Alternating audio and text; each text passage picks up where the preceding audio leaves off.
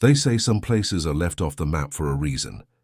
Tucked deep into the Appalachian foothills, hidden by winding dirt paths and forests that never seemed to end, there stood a settlement where time had long ago stopped moving. The air was unnervingly still. Even the birds seemed to know not to linger. Outsiders who found their way here, by mistake or by curiosity, rarely stayed long enough to ask questions. Cabins leaned against the wind like broken teeth, their roofs sagging under decades of neglect. Smoke almost never rose from chimneys, and yet signs of life were impossible to ignore. On certain evenings, pale shapes lingered on crooked porches. Small eyes followed travelers from the shadows, wide, unblinking, and too quiet for children at play. The silence wasn't natural. It felt deliberate, as if the entire village was holding its breath. Early accounts recorded in faded journals and roadside letters spoke of unsettling encounters. A peddler from Kentucky claimed he was followed by a man whose footsteps never made a sound.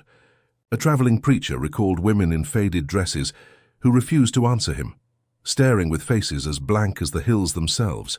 And then there were the children. Nearly every visitor wrote of them, their skin pale as candle wax, their eyes startlingly light, and their movements strangely synchronized, as though trained not to break formation. There were no church bells here, no courthouse records, no marriages documented in ledgers. In fact, on paper, the village barely existed at all. But among the surrounding counties, whispers carried. They called them simply the family. No surnames, no lineage worth tracing, just a word spoken in hushed tones, always accompanied by a warning. Don't go there after dark. Folklore ran thick in the region. Old-timers muttered about bloodlines twisted too tightly, of unions that blurred the lines of kinship. But those stories were never told aloud in the family's presence. One farmer, whose land touched the edge of the hollow, swore he heard cries at night, not the cries of babies, but of something older, aching, almost animal. Another woman told of seeing figures move through the woods at dusk, carrying bundles wrapped in cloth, disappearing into barns that never opened by day. And yet, no lawman dared investigate. Those who considered it often turned back, claiming their tires burst on the dirt road, or that headlights flickered out as if the forest itself swallowed electricity. The few who made it close enough often refused to speak at all afterward. The land itself seemed cursed with permanence. Roads washed out and were never repaired. Bridges rotted into the riverbeds, and still the family endured, untouched by the outside world. The deeper you went, the stronger the sense that you weren't just entering a place. You were stepping backward into a different century. But perhaps the most unsettling part wasn't what could be seen. It was what could never be explained. Why were the windows boarded from the inside? Why did the cabins, crumbling as they were, never collapse completely? And why did every story end the same way, with someone leaving in silence, eyes wide, and a vow never to return? This was no ordinary village. It was a hollow where isolation hardened into something else entirely. Something that fed on secrecy, something that waited. And in that silence, one truth whispered louder than any rumor. Whatever lived in the Appalachian foothills was meant to stay hidden, but some secrets, no matter how deeply buried, cannot remain silent forever. To understand the family, you must first abandon the image of a family tree. There were no neat branches stretching outward, no roots reaching into other communities. What existed instead was a knot, twisted, tangled, and deliberately kept that way. For over 2 centuries, the family had lived by rules no outsider dared to write down. Brothers married sisters. Cousins exchanged vows with cousins. Children born into the hollow were destined to remain there, their futures mapped before they could even speak. It wasn't chance. It wasn't poverty alone. This was tradition, enforced with the weight of law, spoken in whispers behind locked doors. Birth records, when they existed at all, were vague. A child might be listed without a father, or with a name scribbled so carelessly it blurred into illegibility. Death records were even rarer. Graves were marked not with stone but with rotting planks, or not marked at all. For outsiders, it created a puzzle without edges. For insiders, it created a cage. The women bore the heaviest weight. Their roles were not chosen but assigned, traded between kin like livestock. One midwife from a neighboring county, who claimed she had been summoned in the dead of night, spoke years later of girls no older than 12 or 13, their bodies trembling in childbirth. She was turned away more than once, threatened by men who insisted, "We take care of our own." She said the cries that echoed from inside the cabins were unlike anything she had heard before, and always there were the stillborns. Too many to be coincidence. They were buried quickly, in unmarked soil behind barns or beneath collapsing fences. Neighbors told of small mounds rising after heavy rains, the earth shifting, only to be flattened again by dawn. No funerals, no prayers, just silence, the silence stretched beyond the hollow. In rural America, neighbors knew better than to meddle. Poverty itself was a wall, one that outsiders rarely crossed. And when whispers did escape, of cousins marrying, of children born with unsettling features, they were dismissed as mountain gossip. Those people keep to themselves, the locals said. And so they did, but behind that quiet, a different force bound the family tighter than blood alone: land. Generations of inheritance had concentrated acres into their hands. To outsiders, the property was worthless. Scrub forests, decaying farmland, and collapsing cabins. To the family, it was a fortress. No one left. No one dared sell. The land was both prison and inheritance, and its soil was watered with secrecy. By the late 19th century, outsiders began to use another word: experiment. What would become of a family when the bloodline never breathed? When marriages were signed in bedrooms, not in churches? When every newborn was both heir and evidence? The answers were whispered in the mountains, but never recorded on paper. Pale eyes that didn't match their parents, children who limped before they could walk. Minds that wandered in ways no one could explain, and yet the family endured. Not despite these burdens, but because of them. The bloodline was the law, and silence was the price of survival. But in silence, something darker was growing, generation after generation. The cost of secrecy was etched into bone, and soon the world beyond the hollow would begin to notice. At the center of the clan's world stood the men they called the fathers. To outsiders, they might have looked like ordinary farmers, rough hands, sunburned faces, Bible tucked under an arm. But within the hollow, their word carried the weight of law. They were not fathers in the gentle sense, nor preachers in the holy one. They were both, and neither self-appointed prophets, tyrants in wool coats, men who twisted scripture until it became a blade. Decades later, witnesses recalled the small one-room church, more shack than sanctuary. The wooden benches leaned, the floorboards groaned, and light spilled through cracks in the walls. Yet when the patriarchs stood at the pulpit, their voices filled the air like thunder. They spoke of obedience as salvation.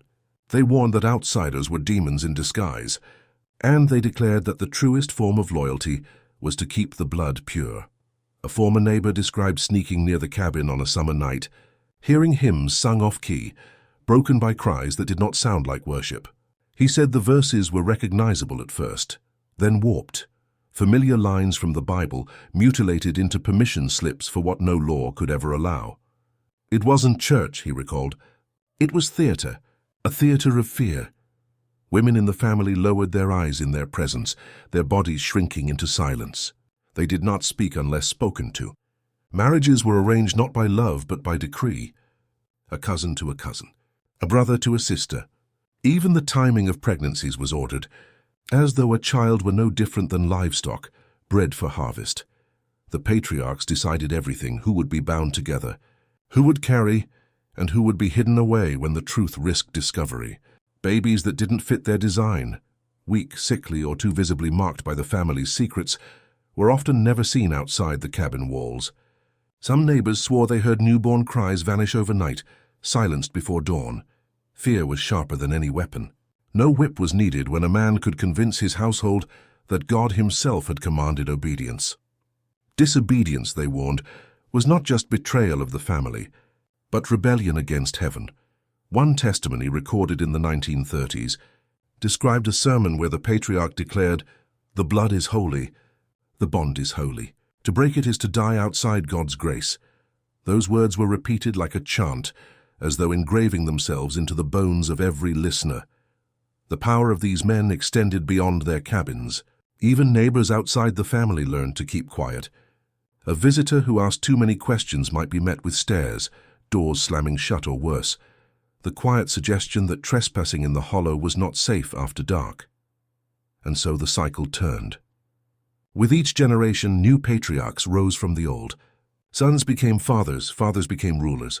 Scripture remained twisted, the sermons unchanged and the silence unbroken. But silence has its limits. Even in the hollow, whispers spread. And soon cracks began to form in the patriarchs. Control.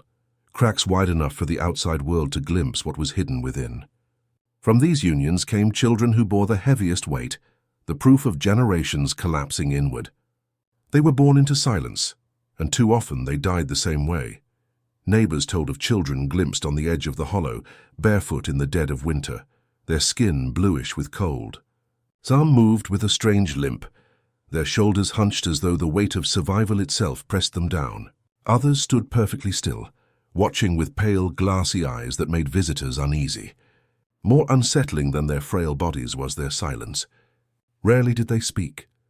Some made sounds, guttural hums, broken syllables, but many said nothing at all. A traveling peddler, writing in his journal in 1897, described a moment when 3 children appeared at the roadside as he passed through. They did not beg, nor did they smile, he wrote. They simply stared, mouths slightly open as if trying to form a word they had never been taught. Their faces were pale, their eyes too large, and before I could call out, they vanished back into the trees. But the most haunting stories were not of those seen, but of those erased. Midwives whispered of newborns carried out into barns and never carried back. Farmers spoke of fresh mounds of earth appearing overnight behind sagging sheds, too small for livestock and too shallow for grown men. Anthropologists who later studied the region uncovered disturbed earth near collapsing barns, shallow burial sites that bore no markers. No. The village was not an isolated stain on the map. Across rural America, where poverty pressed families into corners and isolation cut them off from law and church, strange customs took root. Customs born from survival, but twisted by desperation. Historians have documented how, in the 18th and 19th centuries, mountain hollows and farming enclaves quietly permitted what polite society refused to speak aloud.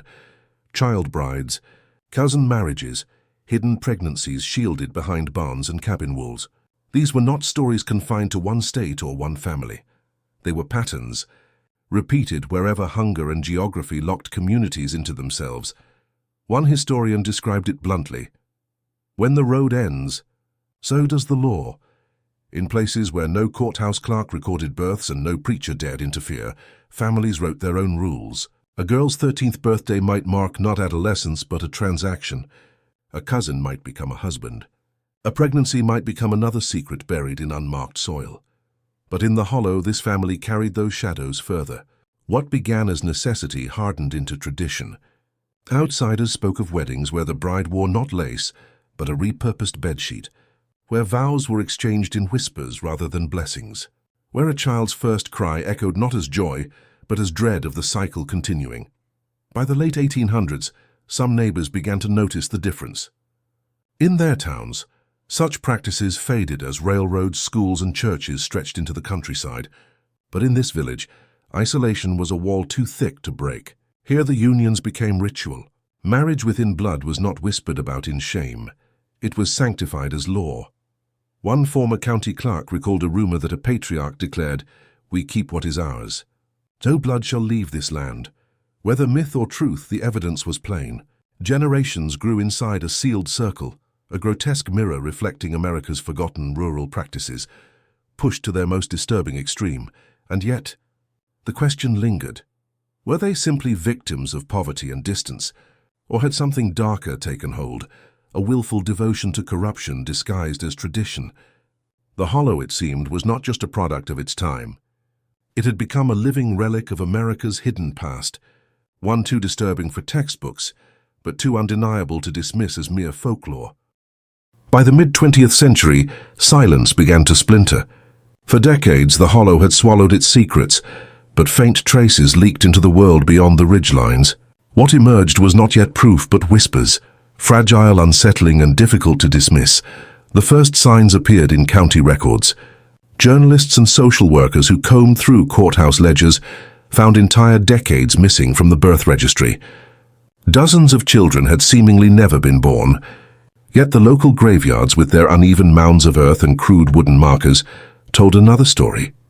Their courthouse file labeled unnatural relations had its name scrubbed, the ink carefully blacked out, as though someone had deliberately erased the trail. Neighbors spoke in hushed tones to anyone willing to listen. One described a smell that rolled through the valley during summer heat, like sickness left in the sun. Another recalled barefoot children wandering the dirt roads, their features not quite right, their silence heavier than words. Most locals, when pressed, shook their heads and warned outsiders to leave it alone. Fear was thicker than air, but not everyone stayed quiet. A retired schoolteacher, interviewed decades later, remembered being told never to accept children from the hollow into her classroom. They said it wasn't worth the trouble, she whispered.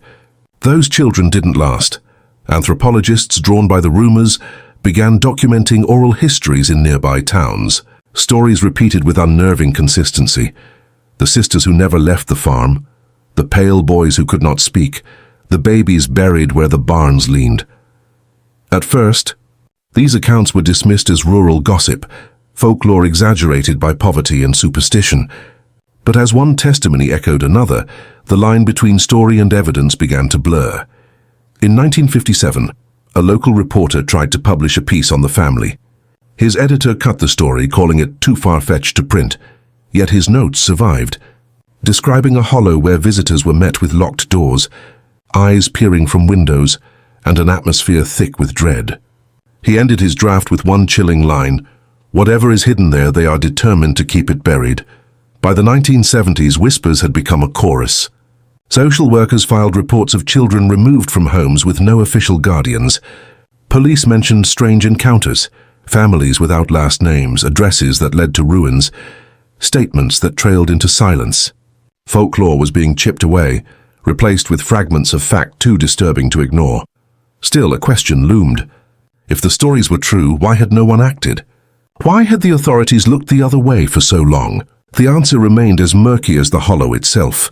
Perhaps fear, perhaps complicity, or perhaps the simple truth that some horrors are easier to dismiss as myth than to confront as reality.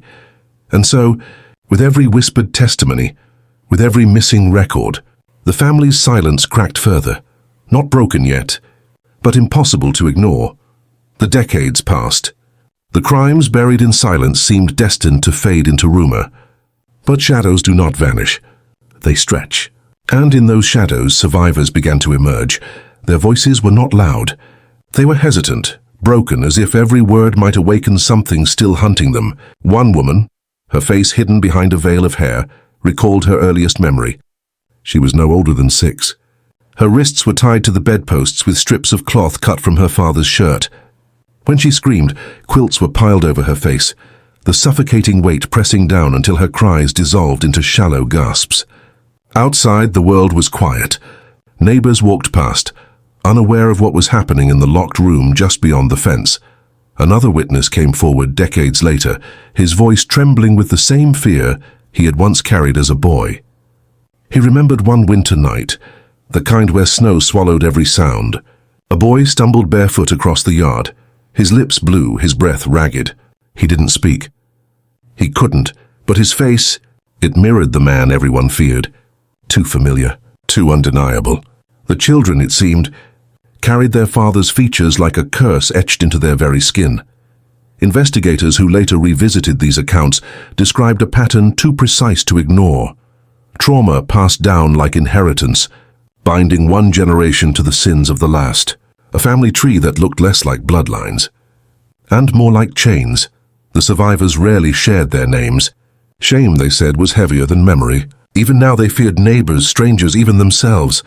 Some admitted they had children of their own, but carried an unshakable terror that the curse might repeat, not because they wanted it to, but because their blood carried the same signature. A retired social worker who interviewed them years later confessed in private notes that she could still hear their voices in her sleep. She wrote, "They were terrified of the legacy more than the man, because he could die but his blood could not. The deeper one looks, the clearer it becomes, and this was not just abuse. It was a prison without walls, one carried inside the body. A curse encoded in DNA, memory, and silence. Even today, many refuse to speak. They live in small towns, in trailers by the highway, in apartments where curtains are always drawn. survivors of a family that should have ended, but never truly did. And so the question lingers: if the past is never named, if the shadows are never dragged into the light, how many more still live under that same legacy, hiding, surviving, but never truly free? Time is merciless. What men build with pride, it eventually consumes without hesitation. The hollow, once echoing with the shuffle of boots and the creak of barn doors, became silent. Roofs sagged until they gave way. Barns, once swollen with harvest, collapsed into piles of skeletal beams. Vines crept up fence posts like strangling hands, dragging them down into the soil. To the casual traveler, it was simply another forgotten settlement, left to rot like so many others. But this village did not simply disappear. It collapsed under the weight of secrets no earth could bury. Decades later, when historians and locals disturbed the ruins, they uncovered fragments too unsettling to ignore. Beneath a floorboard lay the brittle bones of something small, so small it might have been overlooked, until a rusted child's shoe was discovered nearby, half swallowed by dirt. Who had it belonged to? Why was it left there, buried as though hidden in shame? Scattered near the remains were crude drawings burned into yellowed wood with charcoal, stick figures, a family sketched with the clumsy strokes of a child's hand. But every face was violently scratched out, gouged so deep that splinters split from the surface. The message was unmistakable. Even in memory, these figures were to remain faceless. Investigators documented the site in hushed tones. One local sheriff, now retired, recalled the day he first stepped into the hollow. "It didn't feel abandoned," he said. "It felt watched, like the silence was thicker than the air. Birds refused to roost in the broken rafters. Even the wind seemed to hesitate, as if carrying whispers too heavy to release.